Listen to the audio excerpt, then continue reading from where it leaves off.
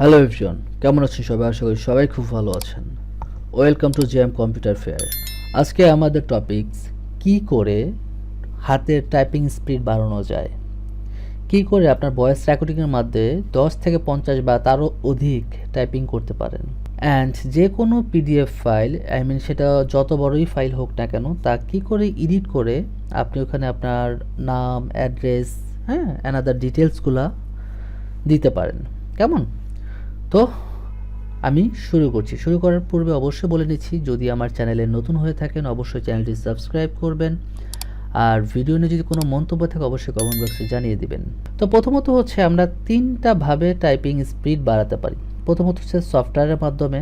আমরা গুগলে চলে যাব। গুগলে যাওয়ার পরে আপনারা লিখব typing software, TOIP, typing master লেখার সাথে সাথে দেখবেন টাইপিং মাস্টার একটা সফটওয়্যার চলে আসবে। তো এই সফটওয়্যারটা আপনারা কী করবেন, ফ্রি ডাউনলোড দিয়ে দিবেন।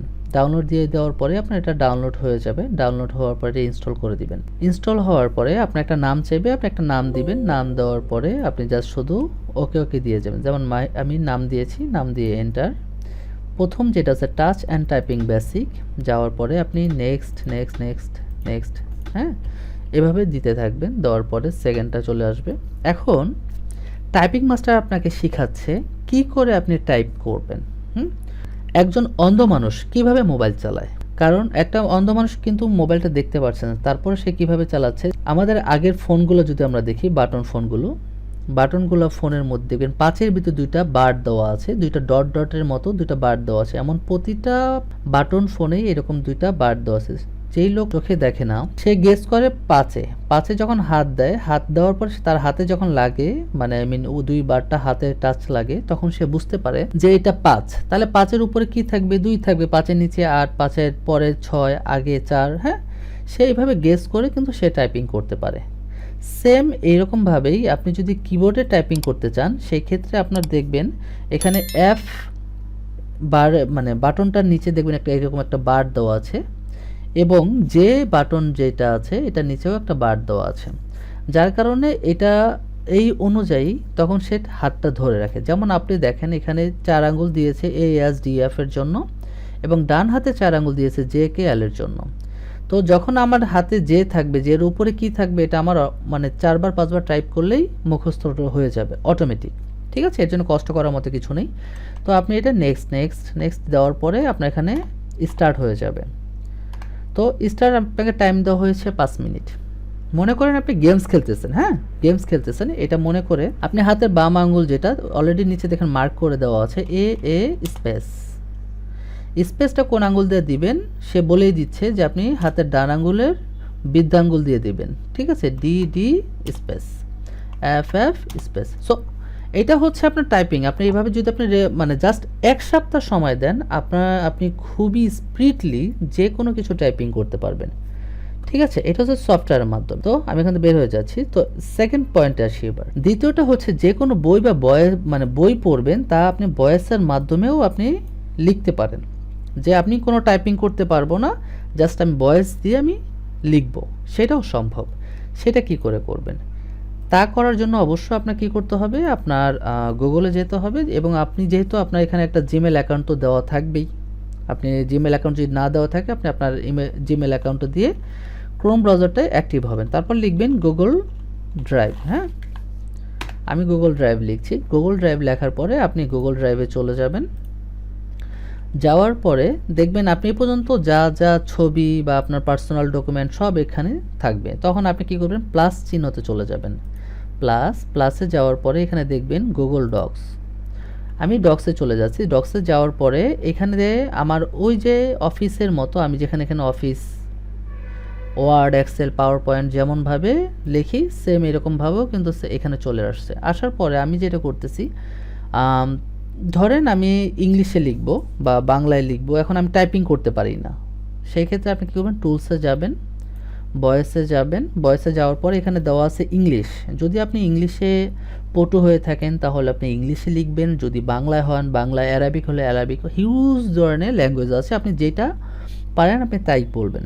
সো আমি জাস্ট একটু ইংলিশে ট্রাই করছি, তারপর আমরা বাংলা ট্রাই করব, কেমন?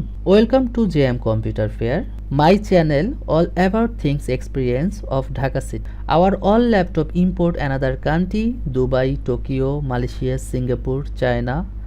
Our all laptop fresh and without modified laptop. Fresh and like a new condition.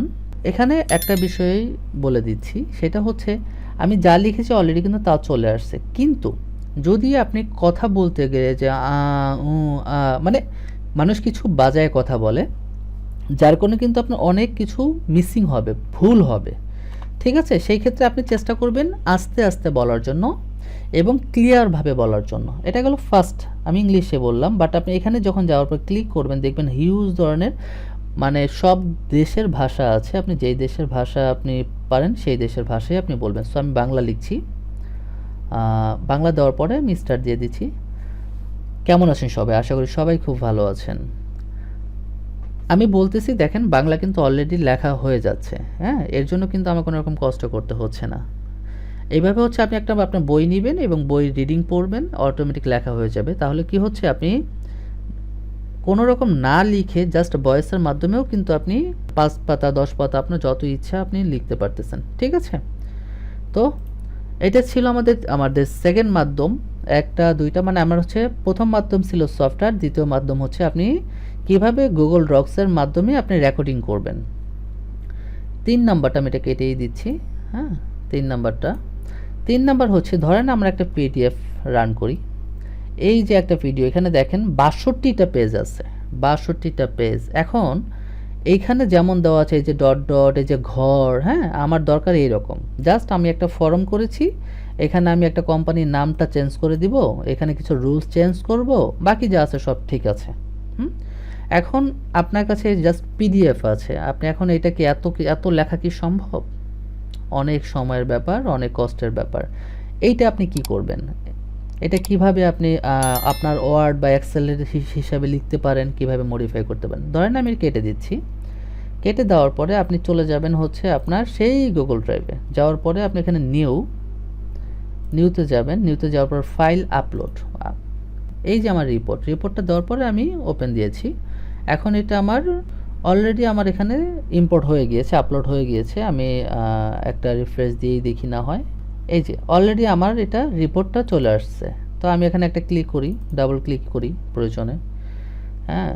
তো এখন দেখতে পারতেছি এটা হচ্ছে এখন পর্যন্ত আমার পিডিএফেই আছে। তো আমি কি করব, এখানে ক্লিক করব এবং গুগল ড্রকে আমি সিলেক্ট করে দিব।